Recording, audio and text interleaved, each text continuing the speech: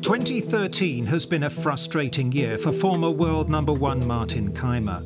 The Germans played in 24 events this season, only missing 3 cuts, but frustratingly with a best finish of tied 4th at the BMW International Open on home soil. He hasn't won since the 2011 WGC HSBC champions in China. Martin sat down with our reporter Cara Robinson to talk about his form and to relive his role in Europe's dramatic Ryder Cup win at Medina last year. Martin, thanks for joining me again on Golfing World. It's a year since I last spoke to you, sat in the same locker room, I think, up in Scotland. So just want to catch up really first. It's a year since that magical moment at Medina and the putt that you sank. How was everything? I spoke to you literally a couple of days after you got back from Chicago, but how was it all coming down from the elation of that and kind of getting back to business, looking back at it now a year on? Well, obviously something very unusual happened there, not only for myself, for I think the golf in Europe. And then a few weeks later you get back to reality. But it took some time, and you want to get as much out of that week as possible, obviously, of that moment.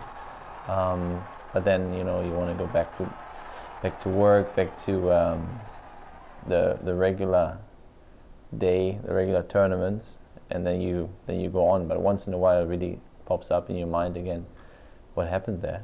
And actually, 2 weeks later, when we spoke, I watched the Ryder Cup again, and believe it or not, but I was more nervous watching it, even though I knew what's going to happen, right? But I was really nervous watching it than actually playing, because playing you're not that nervous, you're more excited, and that was a really funny moment when I watched it. I was so nervous, even though I know what's going to happen. So I cannot even imagine how it must have felt for the people at home when they watched it live. Now I was going to say, now you know how we feel. I mean, you're the one that's got to do the easy job now. I'm joking. No, but so it's true. Is it something that you find a lot of people come up and talk to you about now? Oh God, you know, it's something I guess you'll always be known for. Well, the people, when they recognize me, they don't recognize me for being #1 in the world, not the one who won the major. Everybody, honestly, everybody is pointing out the Ryder Cup at first. So I'm surprised about that. Yeah. But there you can see the meaning of that moment. And I mean, imagine if I would have missed it. You know, it's obviously, now afterwards it's funny to talk about it because I didn't. But, you know, you would have made so many people disappointed. There were so many who were so disappointed. And that is what I just realized afterwards. Obviously, you can't think about all that stuff while you're there. But now you think about it and you think, fortunately, it went in. You didn't do the Langer, I know. Fortunately, yours did go in. Well, yeah, it was. Anyway, talking of the Ryder Cup, we're just under a year to go now till the next one at Glen Eagles. So how do you feel looking ahead? It's still a long way off, but how do you feel to potentially obviously making another team, being back in Europe, defending it and being under Captain McGinley? Yeah, of course. I would love to play for McGinley. I would love to be part of it again. Because, you know, to be a little bit egoistic, you learn a lot about yourself. You learn a lot about golf in general that you can use for the next tournaments and for the future. It's just being part of something special. And I think, you know, what we did after the Ryder Cup, you know, we sent text message to each other. There was that we don't need to talk about that week a lot more, because just the feeling that every player had is very something very, very special. And those moments I want to be part of, and I want to be part of those teams. And that's why, you know, it's more the inside that makes it more important as a player to be part of it than the actual playing golf and all the outside that everybody sees. It's more the inside, you know, that makes you really proud to be part of a good team and winning team. Yeah, those relationships you build, and now you've had a taste of it, you don't ever want to be watching from the outside. I'm interested to know, each Ryder Cup team inevitably usually has some rookies. I know we're a year out, but who do you think could be the rookies that we could maybe see in the European team next year? Matteo Manassero. I think he's it's time for him. Another rookie. I think it's time for a first Dutch player as well. I think he becomes every year. Joost Luitny becomes better, and now he won in his home country, which is never easy. And I'm sure there are going to be one or two surprises. But my biggest favorite is Matteo, and he would be a great character for the team as well. I think everyone's hoping he'll make it. So back to you and your season. It probably hasn't been the best of seasons for you, but you've still had quite a few top tens around the world. So does that still give you a bit of positivity? How do you feel now as the 2013 season begins to end, indeed has on the PGA, starts to on the European Tour? How do you reflect on your year? Well, you have to be realistic and you can be honest. It was very, very average season. It was not good. I had a few nice moments. I had a little bit of success, but not, the level of success should be a lot higher, especially if you have been where I've been before. So which is okay, because now you need to find motivation again. You need to work properly again and go back to the basics, and you can't live from all the confidence that you had. I had a lot of success in 2009 and 2010. So now it's time to go back and work properly, and it's nice. It's really fun to make your way up there again. It's tough, but it's never easy. It's a constant work that you have to put into golf in order to compete every year. So it was golf-wise, it was not my best season. But I learned a lot about myself. I had some time to reflect on the Ryder Cup and a lot of other things. So it was still a good season in total, if you want to call it this way. Yeah, I see what you mean. So you learned a lot. You can't be winning necessarily every season, but you'd love but to long term, it was a good, valuable season. Yeah. What the people from outside don't see, but for myself, it was very good. Are you someone that's comfortable being at the top, with everyone behind you, trying to stay at the top, or do you prefer chasing, trying to get back there? I don't want to decide for one side.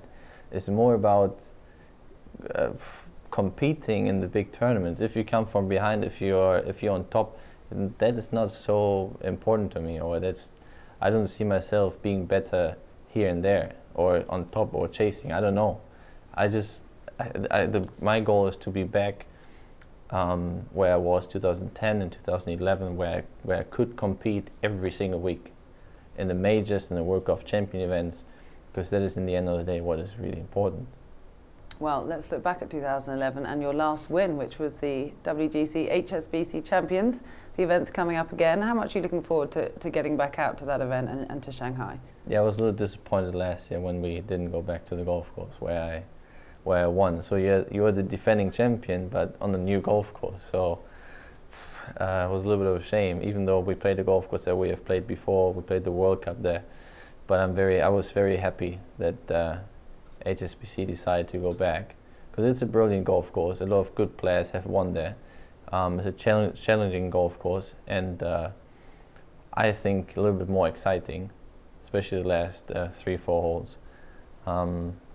So I look forward to go there, because it's always, what people have and players have said many times before, it's nice to go back to a golf course where you've been successful on. Okay, so let's look back on your final round. How well did you play that round? I think you had 9 birdies in the final 12 holes or something.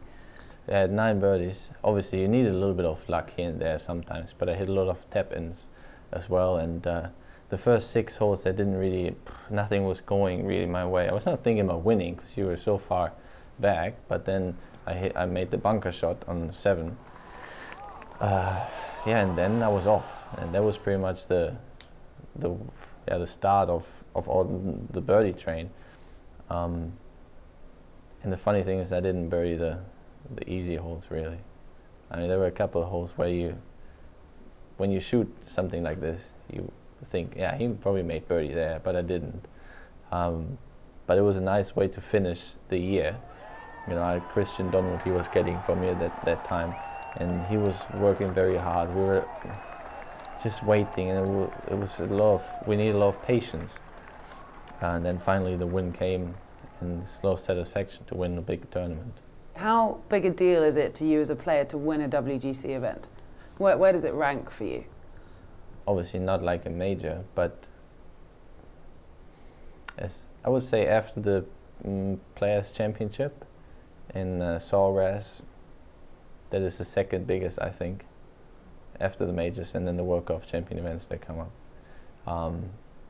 Because it's the same field, but still the history of World Golf Champion events are not, it doesn't go as far back as the majors. So, but the same field, pretty much the same satisfaction, beating everybody, but not as much output and, let's say, not as much glory. Yeah, as a major. While you mentioned America, how have you enjoyed playing over there a bit this year? At the beginning a lot, I enjoyed it a lot, but then in the end I was happy when I could leave and come back to Europe. That's true, you know, because, you know, I think for everyone who lives in a different country or on a different continent, you hit a time, or you reach a time where you just want to go home and be with the people that you care about, where you feel comfortable with, because it's a different culture. And I'm not the one who has the family there and my kids and all this stuff. You know, I'm by myself, so that's a little bit it's a little bit different than if you have your family with you. Then it doesn't matter really where you live. So in this perspective, I was very happy when I could come back, but at the same time, it was a good time to try it out, to be there as much as possible, see if I like it, if I don't like it, and then adjust for 2014. Try and describe the difference between playing on the PGA Tour and the European Tour. It's pretty much the same every week, I would say. It's for me, it was, again, you know, it's because I was there by myself. It became a little bit boring to travel by yourself to do the same thing, play similar golf courses, but at the same time, golf-wise, it was very challenging. And the golf course, you could prepare very well for the majors, and they take care of you as good as possible. But for me, I need the combination. I need the combination of playing in Europe and in America, and then I'm happy. And what can we expect from Martin Kaymer in 2014? Are you going to keep both cards? It's a good possibility. Yeah, but I mean, I gave you the answer earlier already. So, yeah, I definitely going to join both tours, and I will work a lot more and a lot harder the next few months in order to, you know, to not only win 1 or 2 tournaments. I want to win more. I need to become better again. I'm sure you will. Thanks so much for talking to us, Martin, and best of luck next year. Thank you.